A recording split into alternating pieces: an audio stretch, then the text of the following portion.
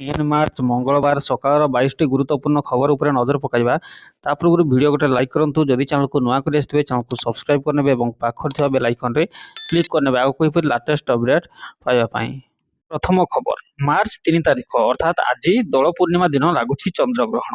ଚଳିତ ବର୍ଷର ପ୍ରଥମ ଚନ୍ଦ୍ରଗ୍ରହଣ ହେବାକୁ ଯାଉଛି। ଭାରତୀୟ ସମୟ ଦିନ 2ଟା 14 ଏହି ଚନ୍ଦ୍ରଗ୍ରହଣ ଆରମ୍ଭ ହେବ। ଯେତେବେଳେ ଚନ୍ଦ୍ର ପୃଥିବୀର ଉପଛାୟାରେ ପ୍ରବେଶ କରିବ ସେତେବେଳେ ଦିନ 3ଟା 20 ସମୟ ହୋଇଥିବ। କିନ୍ତୁ ଏଥିପାଇଁ ସକାଳ 6ଟା 20ରୁ ଘାତ ସମୟ ଆରମ୍ଭ ହେବ ବୋଲି ପାଞ୍ଜିରେ ଲେଖା ହୋଇଛି। ଏହି ସମୟରୁ ପାକ ନିଷେଧ ହେବା ସହ ଦେବନୀତି ବି ବନ୍ଦ ରହିବ। ଆଂଶିକ ଗ୍ରହଣ ଦିନ 3ଟା 20 ଆରମ୍ଭ ହୋଇ ପୂର୍ଣ୍ଣ ଗ୍ରହଣ ଅପରାହ୍ନ 4ଟା 34ରୁ 5ଟା 32 ଯାଏଁ ଘଟିବ। ଆଂଶିକ ଗ୍ରହଣ ସନ୍ଧ୍ୟା 6ଟା 47ରେ ଶେଷ ହେବ। ସେଥିପାଇଁ ଏହି ଚନ୍ଦ୍ରଗ୍ରହଣ ଓଡ଼ିଶାରେ ସନ୍ଧ୍ୟା 6ଟାରୁ ସନ୍ଧ୍ୟା 6ଟା 47 ଯାଏଁ ମାତ୍ର ଆଂଶିକ ଗ୍ରହଣ ଭାବେ ଦେଖାଯିବ। 2026ରେ 2ଟି ଚନ୍ଦ୍ରଗ୍ରହଣ ଓ 2ଟି ସୂର୍ଯ୍ୟପରାଗ ଦେଖାଯିବ। ଚନ୍ଦ୍ରଗ୍ରହଣ ଗୋଟିଏ ବିରଳ ତଥା ସୁନ୍ଦର ମହାଜାଗତିକ ଦୃଶ୍ୟ, ଯାହାକୁ ଖାଲି ଆଖିରେ ସହଜରେ ଦେଖିହେବ। ଏହାର କୌଣସି ପ୍ରଭାବ ଆମ ଉପରେ ତଥା ପୃଥିବୀ ଉପରେ ନାହିଁ। ଜନବିଜ୍ଞାନୀ ଡକ୍ଟର ଶୁଭେନ୍ଦୁ ପଟ୍ଟନାୟକ କୁହନ୍ତି, ଚନ୍ଦ୍ରଗ୍ରହଣ କେବଳ ପୂର୍ଣ୍ଣିମା ତିଥିରେ ପଡ଼ିଥାଏ। ପୃଥିବୀର ଦୁଇ ପ୍ରକାରର ଛାଇ ରହିଛି। ପ୍ରଥମଟି ଉପଛାୟା ଏକ ଫିକା କଳା ଛାଇ, ଯାହା ଖାଲି ଆଖିରେ ଦେଖିବା କଷ୍ଟକର ଓ ଦ୍ୱିତୀୟ ଛାୟା, ଯାହା ଏକ ଗାଢ଼ା କଳା ରଙ୍ଗର ଛାଇ ଓ ଖାଲି ଆଖିରେ ପରିଷ୍କାର ଦେଖିହୁଏ। ପରବର୍ତ୍ତୀ ଖବର, ରାଜ୍ୟରେ ହ୍ୟୁମାନ୍ ପାପିଲୋମା ଭାଇରସ୍ ବା HPV ଟିକାକରଣ କାର୍ଯ୍ୟକ୍ରମ ଜୋରଦାର କରାଯିବ। ଯେଉଁମାନେ ଟିକା ନେବାକୁ ଚାହିଁବେ ସେମାନେ ଆଧାର କାର୍ଡ଼ ସହିତ ବୟସ ପ୍ରମାଣପତ୍ର ନେଇ ୟୁନିକ୍ ପୋର୍ଟାଲରେ ପଞ୍ଜୀକରଣ କରିବେ। ଏହାପରେ ଟିକା ନେଇପାରିବେ। 14ରୁ 15 ବର୍ଷର କିଶୋରୀ ବା ସେମାନଙ୍କ ଅଭିଭାବକ ନିଜ ମୋବାଇଲରେ ୟୁନିକ୍ ପୋର୍ଟାଲକୁ ଯାଇ ସେଠାରେ ଆଧାର କାର୍ଡ଼ ଓ ବୟସ ପ୍ରମାଣପତ୍ର ଅପଲୋଡ଼ କରିଲା ପରେ ଏକ OTP ଆସିବ। ପଞ୍ଜୀକରଣ ପରେ ଟିକା ନେବାକୁ ଯାଇହେବ। ଏହା ବ୍ୟତୀତ ଡାକ୍ତରଖାନାକୁ ଯାଇ ସେଠାରେ ମଧ୍ୟ ପଞ୍ଜୀକରଣ କରି ଟିକା ନେଇହେବ। ଆଜିଠାରୁ ରାଜ୍ୟର ସମସ୍ତ ଜିଲ୍ଲା ମୁଖ୍ୟ ଚିକିତ୍ସାଳୟ, ଉପଖଣ୍ଡ ଚିକିତ୍ସାଳୟ, କମ୍ୟୁନିଟି ହେଲ୍ଥ ସେଣ୍ଟର, ଉଚ୍ଚ ପ୍ରାଥମିକ ଶିକ୍ଷା ସ୍ୱାସ୍ଥ୍ୟ କେନ୍ଦ୍ରରେ HPV ଟିକା ପ୍ରଦାନ କରାଯିବ। ରବିବାର ରାଜ୍ୟରେ 647 ଜଣ କିଶୋରୀ HPV ଟିକା ନେଇଛନ୍ତି। ଜରାୟୁ କର୍କଟରୁ ସୁରକ୍ଷା ଦେବାକୁ HPV ଟିକା ପ୍ରଦାନ କରାଯାଉଛି। ଓଡ଼ିଶାରେ ପ୍ରଥମ ଦଫାରେ 3 ମାସ ଭିତରେ କେବଳ 14ରୁ 15 ବର୍ଷ ବୟସ ମଧ୍ୟରେ ପ୍ରାୟ 3.36 ଲକ୍ଷ କିଶୋରୀଙ୍କୁ ଟିକା ଦିଆଯିବ। ଏହି 3 ମାସ ପରେ ଅନ୍ୟ ବୟସର କିଶୋରୀ ଓ ମହିଳାଙ୍କୁ ଟିକା ପ୍ରଦାନ ପାଇଁ ଯୋଜନା ରହିଛି। ପରବର୍ତ୍ତୀ ଖବର, ମାର୍ଚ୍ଚ ଆରମ୍ଭରୁ ଦେଶର ଅନେକ ରାଜ୍ୟରେ ଗ୍ରୀଷ୍ମ ପ୍ରବାହର ପ୍ରଭାବ ଅନୁଭୂତ ହୋଇସାରିଛି। ଦିନର ତାପମାତ୍ରା ଉଲ୍ଲେଖନୀୟ ଭାବରେ ବୃଦ୍ଧି ପାଉଛି। ଭାରତୀୟ ପାଣିପାଗ ବିଭାଗ IMDର ତୀବ୍ର ଗ୍ରୀଷ୍ମ ପ୍ରବାହ ପରିସ୍ଥିତିର ପୂର୍ବାନୁମାନ ଅନୁଯାୟୀ ଓଡ଼ିଶା ସରକାର ରାଜ୍ୟର ସମସ୍ତ କଲେଜ ଏବଂ ବିଶ୍ୱବିଦ୍ୟାଳୟ ପାଇଁ ଗ୍ରୀଷ୍ମ ପ୍ରବାହ ପରିଚାଳନା ପାଇଁ ଏକ ମାନକ କାର୍ଯ୍ୟପ୍ରଣାଳୀ ବା SOP ଜାରି କରିଛନ୍ତି।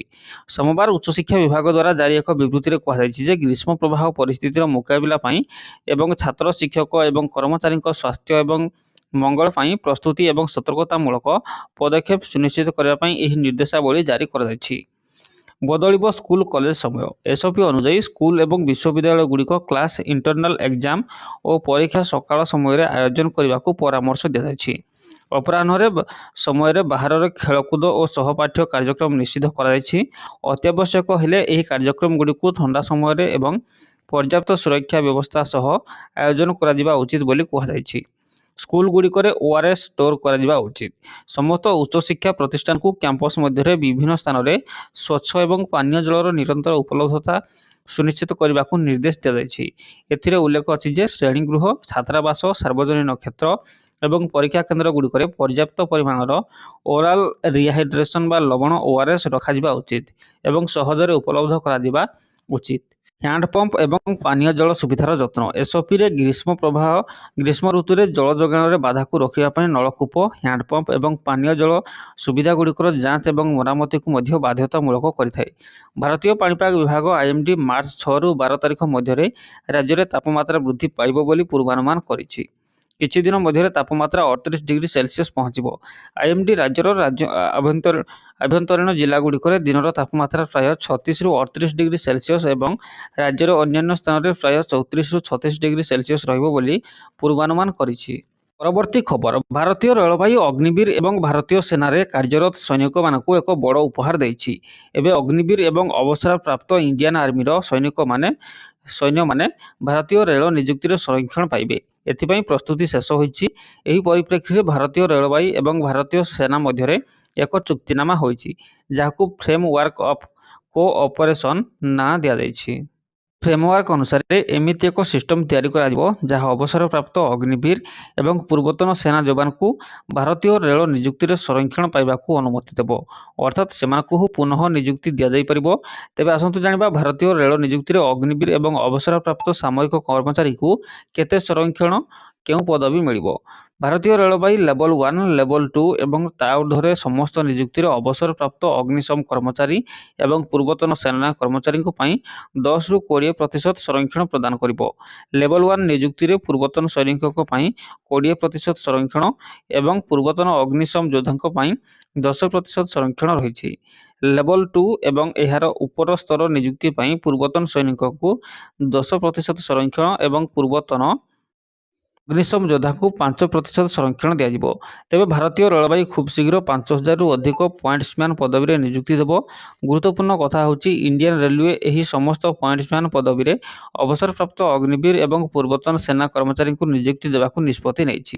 ଏହି ଅବସରପ୍ରାପ୍ତ ପଏଣ୍ଟସମ୍ୟାନ ପଦବୀରେ ନିଯୁକ୍ତି ଚୁକ୍ତିଭିତ୍ତିକ ରହିବ। ଭାରତୀୟ ରେଳବାଇର 9ଟି ଜୋନ୍ ଏ ସମ୍ପର୍କରେ ଭାରତୀୟ ସେନା ସହିତ ଏକ ଚୁକ୍ତିନାମାରେ ପହଞ୍ଚିଛି। ପରବର୍ତ୍ତୀ ଖବର।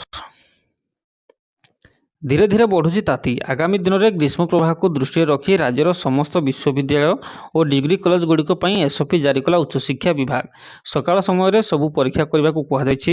ଏନେଇ ବିଶ୍ୱବିଦ୍ୟାଳୟର ରେଜିଷ୍ଟ୍ରାର ଏବଂ ମହାବିଦ୍ୟାଳୟର ଅଧ୍ୟକ୍ଷମାନଙ୍କୁ ଉଚ୍ଚଶିକ୍ଷା ବିଭାଗ ତରଫରୁ ଚିଠି କରାଯାଇଛି। ଖେଳକୁଦ ଭଳି ଆଉଟଡୋର ଆକ୍ଟିଭିଟି ଅପରାହ୍ନ ସମୟରେ ନ କରିବାକୁ କୁହାଯାଇଛି। ଯଦି ଆଉଟଡୋର ଆକ୍ଟିଭିଟି ଅପରିହାର୍ଯ୍ୟ ତେବେ ଉପଯୁକ୍ତ ପଦକ୍ଷେପ ସହ ଆଉଟଡୋର ଆକ୍ଟିଭିଟି କରାଯାଉ। ନିରବଚ୍ଛିନ୍ନ ଜଳ ଯୋଗାଣ ସୁନିଶ୍ଚିତ କରିବା ସହ କ୍ଲାସରୁମ୍, ହଷ୍ଟେଲ ଓ ପରୀକ୍ଷା କେନ୍ଦ୍ରରେ ଆବଶ୍ୟକ ଓଆରଏସ୍ ରଖିବାକୁ କୁହାଯାଇଛି। କ୍ୟାମ୍ପସରେ ପିଇବା ପାଣି ଭିତ୍ତିଭୂମି ଅନୁଧ୍ୟାନ କରିବା ସହ ଟ୍ୟୁବୱେଲ୍ କିମ୍ବା ପିଇବା ପାଣି ବ୍ୟବସ୍ଥା କାମ କରୁନଥିଲେ ତୁରନ୍ତ ମରାମତି କରିବାକୁ କହିଛି ଉଚ୍ଚଶିକ୍ଷା ବିଭାଗ। ଏସ୍ଓପିରେ କୁହାଯାଇଛି କଲେଜ ଓ ପରୀକ୍ଷା କେନ୍ଦ୍ରଗୁଡ଼ିକରେ ଫର୍ଷ୍ଟ ଏଡ୍ ସୁବିଧା ପ୍ରସ୍ତୁତ ରଖିବା ସହ ଛାତ୍ରଛାତ୍ରୀ ଏବଂ ଅନ୍ୟମାନଙ୍କୁ ହିଟ୍ ୱେଭ୍ ସମ୍ପର୍କରେ ସଚେତନ କରାଯାଉ।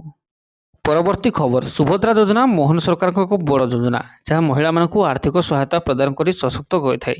ଏହାର ପ୍ରାଥମିକ ଲକ୍ଷ୍ୟ ହେଉଛି ମହିଳାମାନଙ୍କୁ ଆତ୍ମନିର୍ଭରଶୀଳତା ପ୍ରଦାନ କରିବା ସହ ସେମାନଙ୍କ ପରିବାରକୁ ସମର୍ଥନ କରି ସଶକ୍ତ କରିବା। ଏହି ଯୋଜନା 17 ସେପ୍ଟେମ୍ବର 2024ରେ ଆରମ୍ଭ ହୋଇଥିଲା ଏବଂ ଶକ୍ତି ଏବଂ ସୁରକ୍ଷାର ପ୍ରତୀକ ଦେବୀ ସୁଭଦ୍ରାଙ୍କ ନାମରୁ ଏହାର ନାମ ନିଆଯାଇଛି। ସୁଭଦ୍ରା ଯୋଜନାରେ ହିତାଧିକାରୀଙ୍କ ଆକାଉଣ୍ଟରେ ଏପର୍ଯ୍ୟନ୍ତ 3ଟି କିସ୍ତି ଟଙ୍କା ପହଞ୍ଚି ସାରିଛି। 3ଟି କିସ୍ତିରେ 1 କୋଟିରୁ ଅଧିକ ହିତାଧିକାରୀ ମୋଟ 15,000 ଟଙ୍କା ପାଇସାରିଛନ୍ତି। ସୁଭଦ୍ରା ଯୋଜନା ଅଧୀନରେ ଥିବା ସମସ୍ତ ଯୋଗ୍ୟ ହିତାଧିକାରୀଙ୍କ ନିକଟରେ ପହଞ୍ଚିବା ପାଇଁ ସରକାର ନିରନ୍ତର ପ୍ରୟାସ ଚଳାଇଛନ୍ତି। ତେବେ ରାଜ୍ୟ ସରକାର ପୂର୍ବରୁ ଘୋଷଣା କରିଛନ୍ତି ଯେ ସୁଭଦ୍ରା ଯୋଜନା ଟଙ୍କା ସମସ୍ତ ଯୋଗ୍ୟ ହିତାଧିକାରୀଙ୍କୁ ଖୁବ୍ ଜଲ୍ଦି ମିଳିବ। ସୁଭଦ୍ରା ଯୋଜନା ଟଙ୍କାର ଚତୁର୍ଥ କିସ୍ତି ଆସନ୍ତା ଚଳିତ ମାସ ମହିଳା ଦିବସରେ ଅର୍ଥାତ୍ ମାର୍ଚ୍ଚ 8 ତାରିଖରେ ମିଳିବ ବୋଲି ସରକାର ଘୋଷଣା କରିଛନ୍ତି। ରାକ୍ଷୀ ପୂର୍ଣ୍ଣିମାରେ ତୃତୀୟ କିସ୍ତି ଟଙ୍କା ମିଳିଥିଲା। ଯେଉଁ ମହିଳାମାନେ 31 ମାର୍ଚ୍ଚ 2025 ସୁଦ୍ଧା 21 ବର୍ଷ ବୟସରେ ପହଞ୍ଚିଛନ୍ତି ସେମାନେ ଏହି ସରକାରୀ ଯୋଜନାରେ ଯୋଗଦାନ ପାଇଁ ଆବେଦନ ମଧ୍ୟ କରିପାରିବେ। ଯଦି ଆବେଦନକାରୀଙ୍କୁ ଯୋଗ୍ୟ ବିବେଚିତ କରାଯାଏ ତେବେ ସେମାନେ 8 ମାର୍ଚ୍ଚରେ ସୁଭଦ୍ରା କିସ୍ତି ପାଇପାରିବେ। ସୁଭଦ୍ରାଙ୍କ ନୂତନ ହିତାଧିକାରୀମାନେ ମାର୍ଚ୍ଚ 8ରେ ଟଙ୍କା ପାଇବେ। ଉପମୁଖ୍ୟମନ୍ତ୍ରୀ ପ୍ରଭାତୀ ପରିଡ଼ା ଏକାଥରେ 2ଟି କିସ୍ତି ପାଇବା ବିଷୟରେ ସୂଚନା ଦେଇଛନ୍ତି। ସେପଟେ ସୁଭଦ୍ରା ପୋର୍ଟାଲ ମଧ୍ୟ ଖୋଲିସାରିଛି। ନୂତନ ହିତାଧିକାରୀମାନେ ଏନେଇ ଆବେଦନ କରିପାରିବେ। ନୂଆ ଆବେଦନ ପ୍ରକ୍ରିୟା 1 ମାସ ଧରି ଚାଲିଛି। ପରବର୍ତ୍ତୀ ଖବର। ଦୋଳ ପୂର୍ଣ୍ଣିମାରେ ପ୍ରଚଳନ ହେବ ଓଡ଼ିଆ ପାଞ୍ଜି। କେମିତି କଟିବ ଚଳିତ ବର୍ଷ? ରାଜ୍ୟ ଓ ଦେଶରେ ରାଜନୈତିକ ଓ ଆର୍ଥିକ ସ୍ଥିତି କିପରି ରହିବ? ପ୍ରାକୃତିକ ଦୁର୍ବିପାକ ସାଧାରଣ ଲୋକଙ୍କୁ କେତେ ପ୍ରଭାବିତ କରିବ? ଏସବୁ ନେଇ ଭବିଷ୍ୟବାଣୀ କରିଛି ଓଡ଼ିଶାର ବିଭିନ୍ନ ପାଞ୍ଜି। ଦୋଳ ପୂର୍ଣ୍ଣିମାରେ ପ୍ରଚଳନ ହେବ ନୂଆ ପାଞ୍ଜି। ଦେଶ ଓ ରାଜ୍ୟରେ ବର୍ଷଯାକ କ'ଣ ହୋଇପାରେ ତାହା ପାଞ୍ଜିରେ ଉଲ୍ଲେଖ ରହିଛି। ଖଡ଼ିରତ୍ନ ପାଞ୍ଜି ଅନୁସାରେ ରାଜ୍ୟ ମନ୍ତ୍ରିମଣ୍ଡଳରେ ଅଦଳବଦଳ ହୋଇପାରେ। ଭୂକମ୍ପ, ରାସ୍ତା ଦୁର୍ଘଟଣାରେ ଯୋଗ ରହିଛି। ଅଦିନିଆ ବର୍ଷା ଯୋଗୁଁ ଚାଷ କାମ ବ୍ୟାଘାତ ହେବା ସମ୍ଭାବନା ରହିଛି। ହେଲେ ଅର୍ଥନୈତିକ କ୍ଷେତ୍ରରେ ଓଡ଼ିଶା ଭଲ ସ୍ଥିତିରେ ରହିବ। ଗ୍ରାମ ଉନ୍ନୟନ କ୍ଷେତ୍ରରେ ଅଗ୍ରଗତି ରହିଛି। ସେହିପରି ଖଡ଼ିରତ୍ନ ପାଞ୍ଜି କହୁଛି ଦେଶରେ ନକ୍ସଲ ବିଲୋପ ପାଇଁ ବଡ଼ ଘୋଷଣା ହୋଇପାରେ। ବର୍ଷର ମଧ୍ୟଭାଗରେ ବର୍ଷା ଭୟ ସହ ଭୂକମ୍ପ, ଅଗ୍ନି ଭୟ ସହ ରାସ୍ତା ଦୁର୍ଘଟଣା ଯୋଗ ରହିଛି।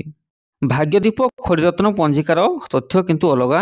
ପାଞ୍ଜି କହୁଛି ରାଜ୍ୟରେ ଶାସନ କ୍ଷେତ୍ରରେ ସ୍ଥାଣୁତା ଦେଖାଦେବ, ମାନ୍ଦାବସ୍ଥା ଦେଖାଦେବ, କୃଷି କ୍ଷେତ୍ରରେ ବିଶେଷ ଉନ୍ନତି ହେବ ନାହିଁ, ପ୍ରାକୃତିକ ବିପର୍ଯ୍ୟୟ ଦେଖାଦେଇପାରେ, ଦର ବୃଦ୍ଧି ଯୋଗୁଁ ଲୋକ ହନ୍ତସନ୍ତ ହେବେ, ସେପରି ଦେଶର ରାଜନୀତିରେ ବିରୋଧୀ ଦଳର ପ୍ରଭାବ ବଢ଼ିବ, ଆର୍ଥିକ କ୍ଷେତ୍ରରେ ସାମାନ୍ୟ ଉନ୍ନତି ହେବ, ନିତ୍ୟ ବ୍ୟବହାର୍ଯ୍ୟ ତୈଳ ଶସ୍ୟ ଦରଦାମ ବଢ଼ିବ, ତୃତୀୟ ଗୃହଯୁଦ୍ଧ ଆଶଙ୍କା ରହିଛି, ଭାରତ ବିଶ୍ୱରେ ଶକ୍ତିଶାଳୀ ଦେଶ ହେବ, ସ୍ୱାସ୍ଥ୍ୟ କ୍ଷେତ୍ରରେ ନୂଆ ଔଷଧ ଆସିବ। କୋହିନୂର ପାଞ୍ଜିର ତଥ୍ୟ ଉପରେ ରାଜ୍ୟରେ ଶସ୍ୟ ଉତ୍ପାଦନ କମିବ, ପ୍ରାକୃତିକ ବିପର୍ଯ୍ୟୟ ଦେଖାଦେବ, ବଡ଼ ନେତାଙ୍କ ସ୍ୱାସ୍ଥ୍ୟ ସମସ୍ୟା ହେବ, ଅନେକ ଦୁର୍ଘଟଣା ସହ ଅଗ୍ନିକାଣ୍ଡ ଘଟିବ, ଶିଳ୍ପ ବାଣିଜ୍ୟ ବିକାଶ ପାଇଁ ଭଲ ସମୟ ରହିଛି, କ୍ରୀଡ଼ା କ୍ଷେତ୍ରରେ ସୁନାମ ଅର୍ଜନ କରିବ ରାଜ୍ୟ, ସେହିପରି ଦେଶ ଦେଶ ମଧ୍ୟରେ ସମ୍ପର୍କରେ ବୃଦ୍ଧି ଘଟିବ, ପଡ଼ୋଶୀ ଶତ୍ରୁ ସହ ଆତ୍ମଘାତୀ ଆକ୍ରମଣ ଦେଖାଦେଇପାରେ, ଜନହିତକର କାର୍ଯ୍ୟ ପାଇଁ ପ୍ରଶଂସା ପାଇବେ କେନ୍ଦ୍ର ସରକାର। ରାଧାରମଣ ପ୍ରେସ୍ ଖଡ଼ିରତ୍ନ କହୁଛି ରାଜ୍ୟରେ ପ୍ରଚଣ୍ଡ ଖରା ଓ ବର୍ଷା ପାଇଁ ଚାଷ କମିବ, ନିତ୍ୟ ବ୍ୟବହାର୍ଯ୍ୟ ସାମଗ୍ରୀର ଦର ବଢ଼ିବ, ଓଡ଼ିଶାରେ ଶାସନ କ୍ଷେତ୍ରରେ ବାରମ୍ବାର ପରିବର୍ତ୍ତନ ହେବ, ହିଂସା ସହ ଅନ୍ୟ ଅପରାଧ ମଧ୍ୟ ବଢ଼ିବ, ପ୍ରାକୃତିକ ବିପର୍ଯ୍ୟୟ ସହ ସର୍ପାଘାତ ସଂଖ୍ୟା ମଧ୍ୟ ବୃଦ୍ଧି ପାଇବ। ଧର୍ମଗ୍ରନ୍ଥ ପାଞ୍ଜି ମଧ୍ୟ ସମାନ କଥା କହୁଛି। ଓଡ଼ିଶାରେ ଅଦିନିଆ ମେଘର ପରିମାଣ ବଢ଼ିବ, ଭୂକମ୍ପ ସଡ଼କ ଦୁର୍ଘଟଣା ଯୋଗ ରହିଛି, ଦେଶରେ ବର୍ଷା ସହ ଅଗ୍ନି ଭୟ ଦେଖାଦେବ। ପରବର୍ତ୍ତୀ ଖବର, ଶିକ୍ଷାର୍ଥୀମାନଙ୍କ ସୁବିଧା ଓ ବିଭିନ୍ନ ବର୍ଗର ଆବଶ୍ୟକତାକୁ ଦୃଷ୍ଟିରେ ରଖି ଇନ୍ଦିରା ଗାନ୍ଧୀ ଜାତୀୟ ମୁକ୍ତ ବିଶ୍ୱବିଦ୍ୟାଳୟ ଇଗ୍ନୋ ଜାନୁଆରୀ 2026 ଶିକ୍ଷାସତ୍ର ପାଇଁ ନାମଲେଖା ଅବଧିକୁ ଚଳିତ ମାର୍ଚ୍ଚ 15 ତାରିଖ ପର୍ଯ୍ୟନ୍ତ ବଢ଼ାଇଛି। ସାର୍ଟିଫିକେଟ୍ ଓ ସେମିଷ୍ଟାର ଆଧାରିତ ପାଠ୍ୟକ୍ରମଗୁଡ଼ିକ ଏହି ବୃଦ୍ଧିର ଅଧୀନ ନୁହେଁ। ଆଗ୍ରହୀ ପ୍ରାର୍ଥୀମାନେ ବିଭିନ୍ନ ସ୍ନାତକ ଓ ସ୍ନାତକୋତ୍ତର ପାଠ୍ୟକ୍ରମରେ ଭର୍ତ୍ତି ପାଇଁ ଇଗ୍ନୋର ଆଧିକାରିକ ୱେବସାଇଟ୍ www.igno.ac.in ମାଧ୍ୟମରେ ଅଧିକ ବିବରଣୀ ଜାଣିପାରିବେ। ଅନଲାଇନ୍ ନାମଲେଖା ପାଇଁ ସିଧାସଳଖ ଲିଙ୍କ ହେଲା ignoadmission.samarth.edu.in। Undergraduate program BScM, BCom F, BMରେ ଭର୍ତ୍ତି ହୋଇଥିବା ଅନୁସୂଚିତ ଜାତି ଓ ଅନୁସୂଚିତ ଜନଜାତି ଛାତ୍ରଛାତ୍ରୀଙ୍କ ପାଇଁ ନାମଲେଖା ଓ ପୁନଃ ପଞ୍ଜୀକରଣ ଶୁଳ୍କରେ 50% ରିହାତି ଦିଆଯାଇଛି। କିନ୍ତୁ ଯେଉଁ ଛାତ୍ରଛାତ୍ରୀମାନେ ଅନ୍ୟ କୌଣସି ସୂତ୍ରରେ ଶୁଳ୍କ ରିହାତି ପାଉଛନ୍ତି ସେମାନେ ଏହି ସୁବିଧା ପାଇବାକୁ ଯୋଗ୍ୟ ହେବେ ନାହିଁ। ଅଧିକ ସୂଚନା ପାଇଁ ଆଶାୟୀ ପ୍ରାର୍ଥୀମାନେ ଇଗ୍ନୋ ଆଞ୍ଚଳିକ କେନ୍ଦ୍ର ଭୁବନେଶ୍ୱର ସହିତ ଯୋଗାଯୋଗ କରିପାରିବେ। ଏଥିପାଇଁ ଟେଲିଫୋନ୍ ନମ୍ବର 06742301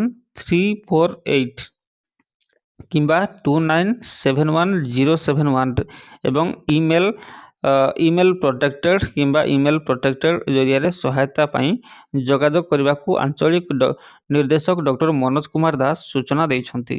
ପରବର୍ତ୍ତୀ ଖବର, ମାଧ୍ୟମିକ ଶିକ୍ଷା ପରିଷଦ ବୋର୍ଡ ପକ୍ଷରୁ ଫେବୃଆରୀ 19 ତାରିଖରୁ ଆରମ୍ଭ ହୋଇଥିବା ବାର୍ଷିକ ହାଇସ୍କୁଲ ସାର୍ଟିଫିକେଟ୍ ପରୀକ୍ଷା ମାଟ୍ରିକ ବା ମଧ୍ୟମା ଓ ରାଜ୍ୟ ମୁକ୍ତ ବିଦ୍ୟାଳୟ ସାର୍ଟିଫିକେଟ୍ ପରୀକ୍ଷା ଆଜି ଶେଷ ହୋଇଛି। ଶେଷ ଦିନ ଗଣତି ପରୀକ୍ଷା ହୋଇଥିବା ବେଳେ ରାଜ୍ୟରେ କୌଣସି କେନ୍ଦ୍ରରେ କେହି ପରୀକ୍ଷାର୍ଥୀ ମଲ୍ ପ୍ରାକ୍ଟିସ କିମ୍ବା MP ହୋଇନଥିବା ସୂଚନା ମିଳିଛି। ଚଳିତ ବର୍ଷ ପରୀକ୍ଷାରେ ଜଣେ ବି କପି କରି ଧରା ନ ପଡ଼ିବା ଯୋଗୁଁ ପରୀକ୍ଷା ସମ୍ପୂର୍ଣ୍ଣ ମାଲପ୍ରାକ୍ଟିସ ଶୂନ୍ୟ ହେବା ସହିତ ବୋର୍ଡ ଇତିହାସରେ ରେକର୍ଡ ସୃଷ୍ଟି କରିଛି। ବୋର୍ଡ ସଭାପତି ଶ୍ରୀକାନ୍ତ ରାଇ ଦେଇଥିବା ସୂଚନା ଅନୁଯାୟୀ ଚଳିତ ବର୍ଷ ମାଟ୍ରିକ ପରୀକ୍ଷାରେ କାଁ ଭାଁ ତ୍ରୁଟି ବିଚ୍ୟୁତ ହୋଇଛି, ଯାହାକି ପରୀକ୍ଷା କେନ୍ଦ୍ର ସ୍ତରରେ ସମାଧାନ ହୋଇଛି। ଏଥିରେ ବୋର୍ଡର ପରୀକ୍ଷା ନିୟମରେ କୌଣସି ପ୍ରକାର ଉଲ୍ଲଂଘନ ହୋଇନାହିଁ। ପ୍ରଶ୍ନପତ୍ର ଭାଇରାଲ ରୋକିବାକୁ ସବୁ ପ୍ରଶ୍ନପତ୍ରରେ ୱାଟରମାର୍କ ରହିଥିଲା। ଏହା ସହ ଚଳିତ ବର୍ଷ ରାଜ୍ୟର ସମସ୍ତ 3032ଟି ପରୀକ୍ଷା କେନ୍ଦ୍ରରେ ସିସି କ୍ୟାମେରା ବ୍ୟବସ୍ଥା କରାଯିବା ସହ ବୋର୍ଡ ମୁଖ୍ୟ କାର୍ଯ୍ୟାଳୟରେ ଖୋଲାଯାଇଥିବା କମାଣ୍ଡ କଣ୍ଟ୍ରୋଲ ରୁମ୍ ମାଧ୍ୟମରେ ସବୁ ପରୀକ୍ଷା କେନ୍ଦ୍ର ଉପରେ କଡ଼ା ନଜର ରଖାଯାଇଥିଲା। ସେହିପରି ସମସ୍ତ ପରୀକ୍ଷା କେନ୍ଦ୍ର ସୁପରିଟେଣ୍ଡେଣ୍ଟଙ୍କ ଇନଭିଜିଲେଟର ସ୍କ୍ୱାଡ୍ ଗଣମାଧ୍ୟମ ପ୍ରତିନିଧି ପ୍ରଭୁଙ୍କ ସହଯୋଗ ପାଇଁ ପରୀକ୍ଷା ପରିଚାଳନା ଶୃଙ୍ଖଳିତ ହୋଇଥିବା ସଭାପତି ଶ୍ରୀ ତରାଇ ସୂଚନା ଦେଇଛନ୍ତି। ମାଟ୍ରିକ ମଧ୍ୟମା ଓ ମୁକ୍ତ ବିଦ୍ୟାଳୟ ପରୀକ୍ଷାରେ ମୋଟ 70,000ରୁ ଅଧିକ କର୍ମଚାରୀ ନିୟୋଜିତ ହୋଇଥିଲେ। ମାଟ୍ରିକ ପରୀକ୍ଷାରେ ଅବଜେକ୍ଟିଭ ଉତ୍ତର ବା OMR ଖାତା ମୂଲ୍ୟାୟନ ଆରମ୍ଭ ହୋଇସାରିଥିବା ବେଳେ ଆସନ୍ତା 19 ତାରିଖରୁ ସବଜେକ୍ଟିଭ ଖାତା ମୂଲ୍ୟାୟନ ଆରମ୍ଭ ହେବ। ସବଜେକ୍ଟିଭ ମୂଲ୍ୟାୟନ ପାଇଁ ପ୍ରତି ଜିଲ୍ଲା ମୁଖ୍ୟ ସମେତ ରାଜ୍ୟରେ 51ଟି ମୂଲ୍ୟାୟନ କେନ୍ଦ୍ର ଚୟନ ହୋଇଥିବା ବେଳେ ଏଥିପାଇଁ 15,000 ଶିକ୍ଷକ ନିୟୋଜିତ ହେବେ। ଆସନ୍ତା ମେ ପ୍ରଥମ ସପ୍ତାହରେ ପରୀକ୍ଷାଫଳ ପ୍ରକାଶ ପାଇବ। ପରୀକ୍ଷାଫଳ ପ୍ରକାଶ ପରେ ସପ୍ଲିମେଣ୍ଟାରୀ ପରୀକ୍ଷା କାର୍ଯ୍ୟସୂଚୀ ପ୍ରକାଶ କରାଯିବ।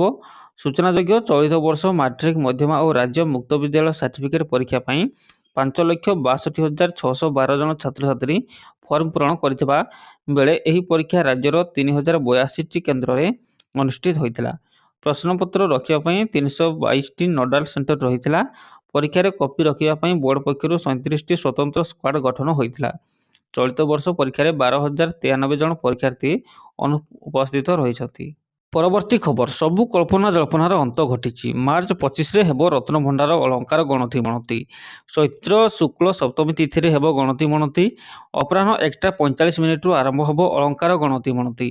ବୈଠକ ପରେ ଶ୍ରୀମନ୍ଦିର ମୁଖ୍ୟ ପ୍ରଶାସକ ଅରବିନ୍ଦ ପାଢ଼ୀ ସୂଚନା ଦେଇଛନ୍ତି, ସରକାରଙ୍କ ଏସ୍ଓପି ଅନୁଯାୟୀ ଗଣତି ମଣତି କରାଯିବ। ଶ୍ରୀମନ୍ଦିର ପରିଚାଳନା କମିଟିର ଗୁରୁତ୍ୱପୂର୍ଣ୍ଣ ବୈଠକ ସୋମବାର ଅନୁଷ୍ଠିତ ହୋଇଥିଲା। ଗଜପତି ମହାରାଜ ଦିବ୍ୟ ସିଂହ ଦେବଙ୍କ ଅଧ୍ୟକ୍ଷତାରେ ଏହି ବୈଠକରେ ମୁଖ୍ୟ ପ୍ରଶାସକ, ପୁରୀ ଜିଲ୍ଲାପାଳ, ଏସ୍ପିଙ୍କ ସହିତ ପରିଚାଳନା କମିଟି ସଦସ୍ୟମାନେ ଯୋଗ ଦେଇଥିଲେ। ପୂର୍ବରୁ ରତ୍ନଭଣ୍ଡାର ରତ୍ନ ଅଳଙ୍କାରରେ ଗଣତି ମଣତି ପାଇଁ ଏସ୍ଓପି ପ୍ରସ୍ତୁତ ହୋଇଥିବା ବେଳେ ତାରିଖ ଓ ଶୁଭ ବେଳା ସ୍ଥିର କରାଯାଇଛି। ପରବର୍ତ୍ତୀ ଖବର, ବଢ଼ିଲା ତାତି, ଛୁଇଁଲା ସର୍ବୋଚ୍ଚ ତାପମାତ୍ରା। 38 ଡିଗ୍ରୀ ସହ ନୂଆ ରେକର୍ଡ ଛୁଇଁଲା ଝାରସୁଗୁଡ଼ା। ରାଜ୍ୟର ସର୍ବାଧିକ ଓ ଦେଶର ଦ୍ୱିତୀୟ ଉତ୍ତପ୍ତ ସହର ହେଲା ଝାରସୁଗୁଡ଼ା। ଦେଶର ଟପ୍ 10 ସହର ଭିତରେ ଭୁବନେଶ୍ୱର ରହିଛି 6 ନମ୍ବର। ଚଳିତ ବର୍ଷ ଅସହ୍ୟ ଗରମ ଅନୁଭୂତ ହେବା ନେଇ ପୂର୍ବାନୁମାନ କରିଛନ୍ତି ପାଣିପାଗ ବିଜ୍ଞାନୀ। ଏବେଠୁ ଡରାଇଲାଣି ଖରା। ଦିନ 10ଟା ପରେ ଘରୁ ବାହାରିଲେ ଦେହ ଜଳିପୋଡ଼ି ଗଲା ଭଳି ଲାଗୁଛି। ମାର୍ଚ୍ଚ ପହିଲାରୁ ଟାଏଁ ଟାଏଁ ଖରା ଅସ୍ତବ୍ୟସ୍ତ କଲାଣି। ଚଳିତ ବର୍ଷ ରାଜ୍ୟରେ ଗ୍ରୀଷ୍ମ ଲହରୀ ଅବଧି ଅଧିକ ରହିବ ବୋଲି ପୂର୍ବାନୁମାନ କରିଛି ଭାରତୀୟ ପାଣିପାଗ ବିଭାଗ। ମାର୍ଚ୍ଚରୁ ମେ ମାସ ଭିତରେ ହିଟୱେଭର ଦିନ ସର୍ବାଧିକ ରହିବ ବୋଲି ଆଇଏମ୍ଡି ଚେତାଇ ଦେଇଛି। ମାର୍ଚ୍ଚରୁ ମେ ମାସ ଯାଏଁ ସ୍ୱାଭାବିକଠାରୁ ଅଧିକ ତାତି ଦେଖିବାକୁ ମିଳିବ। ଉତ୍ତର ଓ କେନ୍ଦ୍ରୀୟ ଓଡ଼ିଶାରେ 12ରୁ 15 ଦିନ ଯାଏଁ ଗ୍ରୀଷ୍ମ ପ୍ରବାହର ଦିନ ପରିଲକ୍ଷିତ ହେବ। ରାଜ୍ୟରେ ତାପମାତ୍ରା ବୃଦ୍ଧି ଆରମ୍ଭ ହୋଇଛି। କ୍ରମାଗତ ଭାବେ କିଛି କିଛି ସ୍ଥାନରେ ତାପମାତ୍ରା ବଢ଼ିବାରେ ଲାଗିଛି। ଗତକାଲି ଦିନର ସର୍ବୋଚ୍ଚ ତାପମାତ୍ରା 36 ଡିଗ୍ରୀ ଅତିକ୍ରମ କରିଥିବା ବେଳେ ଆଜି 37 ଡିଗ୍ରୀ ପାର କରିଛି। ଝାରସୁଗୁଡ଼ା ସବୁଠୁ ଉତ୍ତପ୍ତ ସହର ଭାବେ 38 ଡିଗ୍ରୀ ରେକର୍ଡ ହୋଇଛି। 37.5 ଡିଗ୍ରୀ ସହ ଭୁବନେଶ୍ୱର ଅନ୍ୟତମ ଉତ୍ତପ୍ତ ସହର ପରିଣତ ହୋଇଛି। ସେହିଭଳି ରାଜ୍ୟରେ 5ଟି ସ୍ଥାନ 36 ଡିଗ୍ରୀ ଓ 14ଟି ସ୍ଥାନରେ ତାତି 35 ଡିଗ୍ରୀ ଉପରେ ରହିଛି। ମାର୍ଚ୍ଚ ପ୍ରଥମ ସପ୍ତାହରେ ଶେଷ ଆଡ଼କୁ ତାପମାତ୍ରା 40 ଡିଗ୍ରୀ ଛୁଇଁପାରେ। ବିଶେଷ କରି ଝାରସୁଗୁଡ଼ା, ସୋନପୁର, ଟିଟିଲାଗଡ଼ ଓ ଭୁବନେଶ୍ୱର ଭଳି ସହରରେ ତାପମାତ୍ରା ଅଧିକ ରହିବା ନେଇ ଆକଳନ ହୋଇଛି। ଗ୍ରୀଷ୍ମ ପ୍ରବାହକୁ ଦୃଷ୍ଟିରେ ରଖି ଉଚ୍ଚଶିକ୍ଷା ବିଭାଗର ଗାଇଡଲାଇନ୍ ଜାରି କରିଛି। ଇଣ୍ଟରନାଲ ପରୀକ୍ଷା ଓ କ୍ଲାସଗୁଡ଼ିକ ସକାଳୁ କରାଯିବ। ଅପରାହ୍ନରେ କୌଣସି ଆଉଟଡୋର କାର୍ଯ୍ୟକ୍ରମ ରହିବନି। ପଶ୍ଚିମ ଏବଂ ଉତ୍ତର ଓଡ଼ିଶାରେ ପ୍ରବଳ ଗରମ ହେବା ସହ ଉପକୂଳ ଓଡ଼ିଶାରେ ଗୁଳୁଗୁଳିର ପ୍ରଭାବ ଅଧିକ ରହିବ। ଶନିବାର ସାରା ଦେଶ ପାଇଁ ଗ୍ରୀଷ୍ମକାଳୀନ ଆକଳନ ରିପୋର୍ଟ ଆଇଏମ୍ଡି ଜାରି କରିଛି। ପରବର୍ତ୍ତୀ ଖବର, ମଧ୍ୟପ୍ରାଚ୍ୟରେ ଯୁଦ୍ଧର ପ୍ରଭାବିତ ହୋଇଛି ଭାରତୀୟ ସେୟାର ବଜାର। ଆମେରିକା, ଇସ୍ରାଏଲ ଓ ଇରାନ ଯୁଦ୍ଧ ଯୋଗୁଁ ବଢ଼ୁଥିବା ଉତ୍ତେଜନା ଭିତରେ ତାସ୍ ଘର ଭଳି ଭୁଷୁଡ଼ି ପଡ଼ିଛି ସେୟାର ମାର୍କେଟ। ମାତ୍ର କିଛି ସମୟ ଭିତରେ ଉଡ଼ିଯାଇଛି ନିବେଶକଙ୍କ ପ୍ରାୟ 11 ଲକ୍ଷ କୋଟି ଟଙ୍କା। ଅନ୍ୟପଟେ ସୁନା ଓ ରୂପା ଦର ପୁଣି ଉପରମୁହାଁ ହୋଇଛି। ମଧ୍ୟପ୍ରାଚ୍ୟରେ ଯୁଦ୍ଧ ଯୋଗୁଁ ଦୋହଲି ଯାଇଛି ଭାରତୀୟ ସେୟାର ବଜାର। ସେନ୍ସେକ୍ସ, ନିଫ୍ଟି, ବ୍ୟାଙ୍କ ନିଫ୍ଟି ଉପରେ ପଡ଼ିଛି ସିଧାସଳଖ ପ୍ରଭାବ। ସକାଳୁ ଅପରାହ୍ନ ପର୍ଯ୍ୟନ୍ତ ଲାଗି ରହିଥିବା ଅସ୍ଥିରତା। ବଜାର ଖୋଲୁ ଖୋଲୁ ସେନ୍ସେକ୍ସ 2743 ପଏଣ୍ଟ ଖସି ଯାଇଥିଲା। 519 ପଏଣ୍ଟର ତଳକୁ ଖସିଥିଲା ନିଫ୍ଟି। ଅପରାହ୍ନ 2ଟା ପରେ ବଜାରରେ ସୁଧାର ଆସିଥିଲା।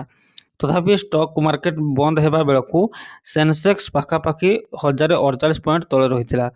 ସମାନ ଢଙ୍ଗରେ ନିଫ୍ଟି 312 ପଏଣ୍ଟ ଏବଂ ବ୍ୟାଙ୍କ ନିଫ୍ଟି 679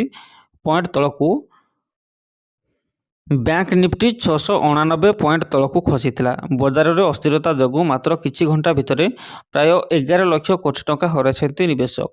ସୁନା ଓ ରୂପା ମୂଲ୍ୟରେ ଦେଖିବାକୁ ମିଳିଛି ଯୁଦ୍ଧର ପ୍ରଭାବ। ରୂପା କେଜି ପ୍ରତି 10,000 ଟଙ୍କା ବୃଦ୍ଧି ପାଇ 2,92,000ରେ ପହଞ୍ଚିଛି। ସୁନା 10 ଗ୍ରାମର ମୂଲ୍ୟ 5,260 ଟଙ୍କା ବୃଦ୍ଧି ପାଇ 1,67,000ରେ ପହଞ୍ଚିଛି। ବିଶ୍ୱ ବଜାରରେ ଅନିଶ୍ଚିତତା ଲାଗି ରହିଥିବାରୁ ଆଗକୁ ଦର ଆହୁରି ବଢ଼ିବା ଆଶଙ୍କା ରହିଛି। ସୁନା ଦର ଖୁବ୍ ଶୀଘ୍ର 2 ଲକ୍ଷ ଟପିଯିବ ବୋଲି ଆଶଙ୍କା କରିଛନ୍ତି ବଜାର ବିଶେଷଜ୍ଞ। ଭୂ ରାଜନୈତିକ ଉତ୍ତେଜନା, ବାଣିଜ୍ୟ ଅନିଶ୍ଚିତତା, ଡଲାରର ମୂଲ୍ୟ ହ୍ରାସ ଯୋଗୁଁ ଚଳିତ ବର୍ଷ ଆରମ୍ଭରୁ ସୁନା ଓ ରୂପା ମୂଲ୍ୟରେ ପ୍ରାୟ 20% ମୂଲ୍ୟ ବୃଦ୍ଧି ଘଟିଲାଣି। ଯୁଦ୍ଧ ଯେତେ ଦିନ ଲାଗି ରହିବ ସେତେ ଦିନ ପର୍ଯ୍ୟନ୍ତ ବଜାରରେ ଅସ୍ଥିରତା ଲାଗି ରହିବ। ସୁନା ରୂପା ଦର ଉପର ତଳ ହେବ। ତେଣୁ ନିବେଶକମାନେ ଭାବିଚିନ୍ତି ନିବେଶ କରିବା ପାଇଁ ପରାମର୍ଶ ଦେଇଛନ୍ତି ବିଶେଷଜ୍ଞ।